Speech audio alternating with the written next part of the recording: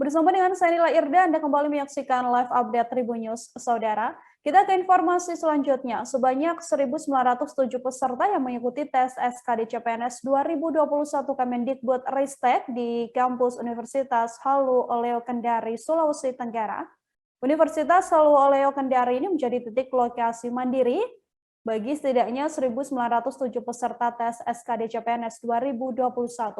Pelaksanaan tes SKD CPNS Kemendikbudristek di kampus Kendari ini tepatnya ada di Laboratorium Komputer FITK UHO Kendari. Untuk mengetahui bagaimana informasi lebih lengkapnya, telah tersambung bersama saya, wartawan Tribun News Sultra. Ada Amelda Devi Indriani yang akan memberikan informasinya pada Anda. Halo Amelda. Halo Nila. Amelda, untuk situasi pada saat tes SKD yang diselenggarakan di kampus UHO Kendari ini seperti apa berdasarkan pantauan Anda?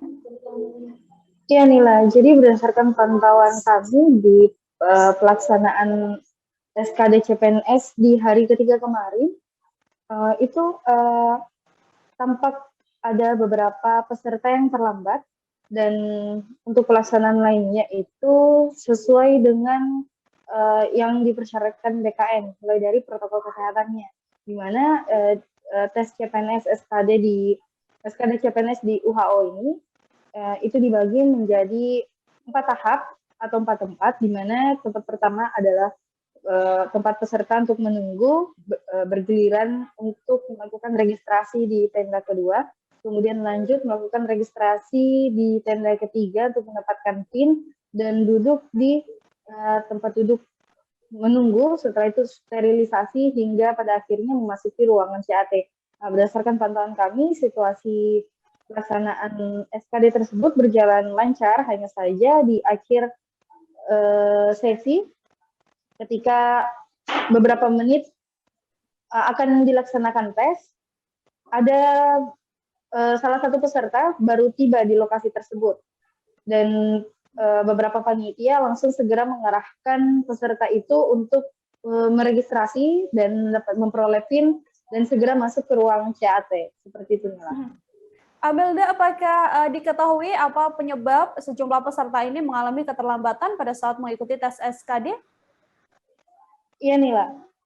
Berdasarkan informasi yang kami peroleh dari panitia lokal SKD tersebut, keterlambatan peserta ini memang sudah terjadi sejak hari pertama tes. Itu beragam alasan atau beragam penyebab dari masing-masing peserta. Misalnya di hari pertama, untuk sesi kedua ada peserta yang datang setelah pemakaman ayahnya, karena diketahui ayahnya meninggal dunia di hari itu. Jadi ketika dia datang ke lokasi, itu sudah terlambat beberapa menit, sehingga panitia tidak bisa memasukkan peserta ke dalam lokasi tes CAT. Kemudian di hari kedua ada pula peserta yang terlambat karena jaraknya dari rumah ke lokasi tes sangat jauh.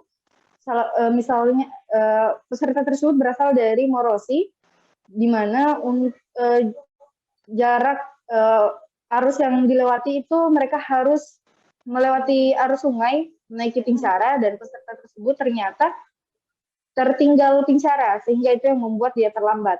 Kemudian ada pula peserta yang lupa membawa tes swab. Akhirnya diarahkan panitia untuk segera mencari tes swab di lokasi puskesmas atau rumah sakit terdekat, dan kembali lagi ke lokasi CAD, SKD. Namun disayangkan, setelah kembali ternyata sudah terlambat 5 menit, lewat 5 menit.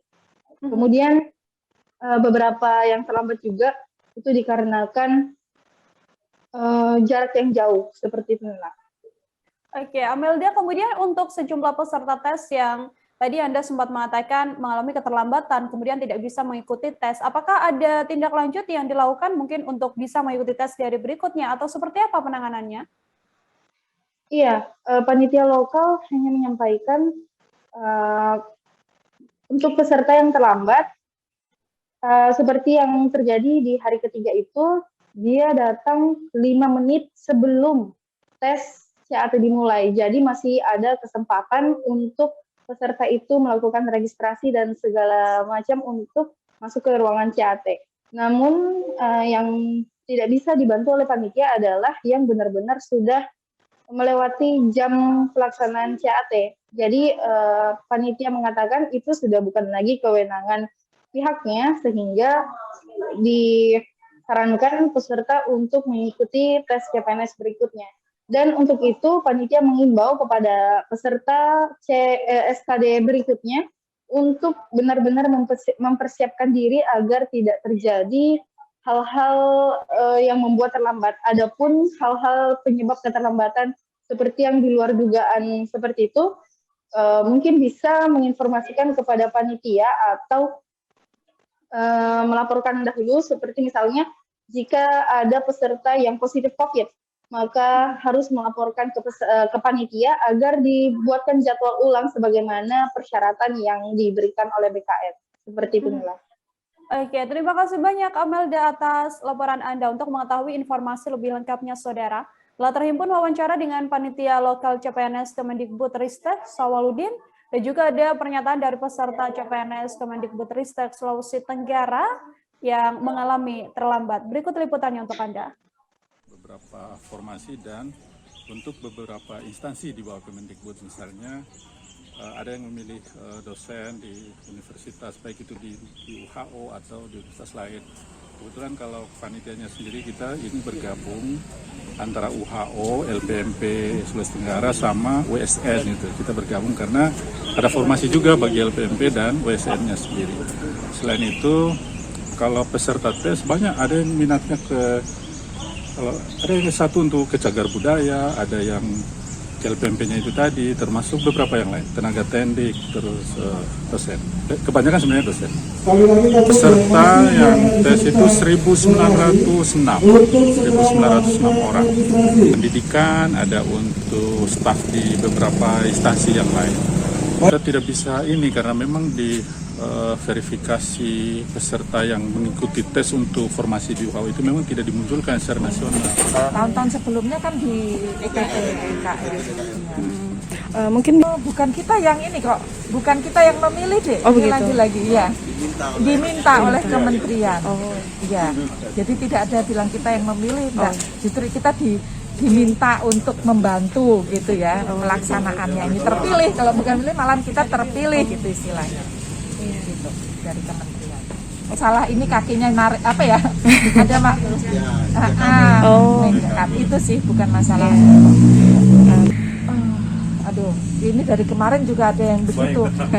Karena ini kan soalnya bukan dari UHO semua, kita juga tidak tahu artinya ini memang orang yang dikendari atau bukan. Ya yang pasti mereka sebetulnya juga berusaha untuk tepat waktu. Entah kendala masing-masing pribadi beda ya, Dek ya. Ada yang karena jauh, ada yang mungkin informasi atau ini ya mereka ada kesulitan, ada yang kemarin kedukaan bahkan. Jadi orang tuanya meninggal dari pemakaman, macam-macam Dek. Nah, itu juga ada. Gitu. Kalau hanya memberikan saran umum ya mestinya mempersiapkan diri yang di luar ini ya, di luar seperti tadi itu kalau ada yang meninggal itu kan di luar rencana masing-masing orang, tapi kalau terlambat karena mungkin salah bangun, terlambat bangun. Terima kasih sudah nonton. Jangan lupa like, subscribe, dan share ya.